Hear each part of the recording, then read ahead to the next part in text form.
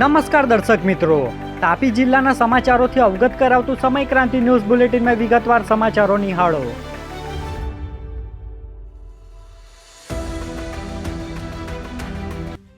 વ્યારા લાઇનહાર્ટ ગ્રુપે જરૂરિયાતમંદ પરિવારને ભેટ આપ્યું નવું ઘર.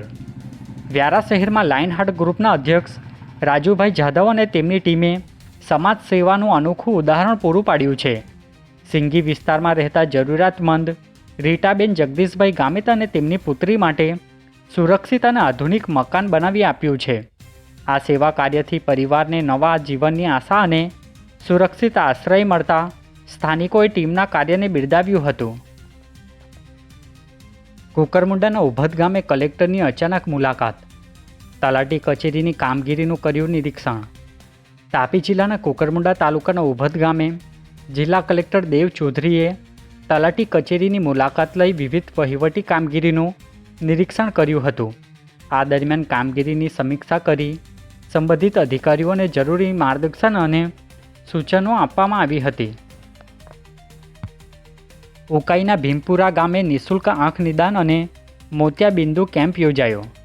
ઉકાઈ તાલુકાના ભીમપુરા ગામે સામાજિક સંસ્થા દ્વારા નિઃશુલ્ક આંખ નિદાન અને મોતિયાબિંદુ કેમ્પ યોજાયો.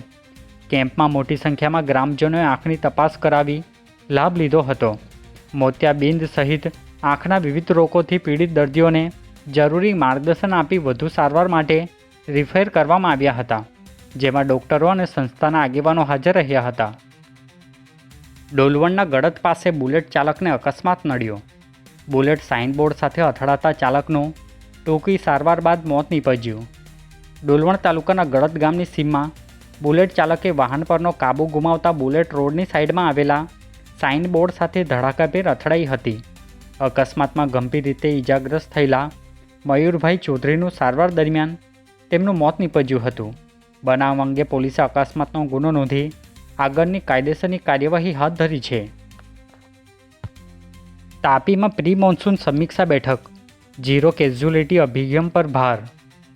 તાપી જિલ્લા પ્રભારી સચિવ મિલિંદ તોરવાણેના અધ્યક્ષસ્થાને કલેક્ટર કચેરી ખાતે પ્રી મોન્સૂન સમીક્ષા બેઠક યોજાઈ હતી.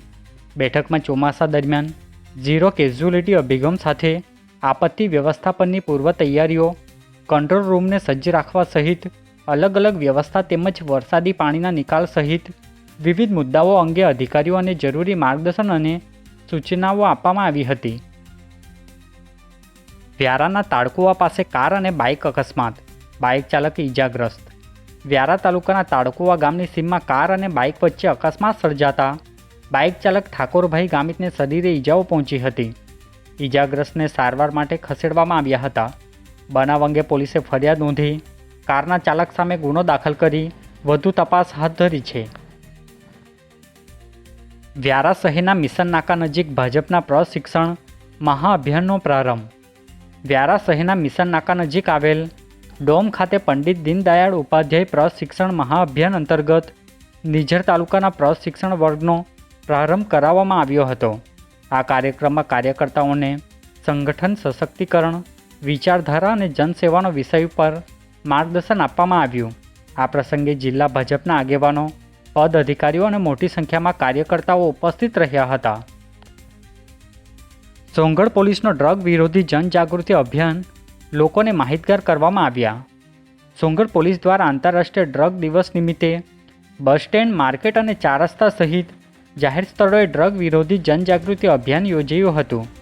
નશાના દૂષણથી સમાજને થતા નુકસાન અંગે લોકોને માહિતગાર કરી નશામુક્ત સમાજના નિર્માણમાં સહભાગી બનવા અપીલ કરવામાં આવી, જેમાં પોલીસ અધિકારીઓ હાજર રહ્યા.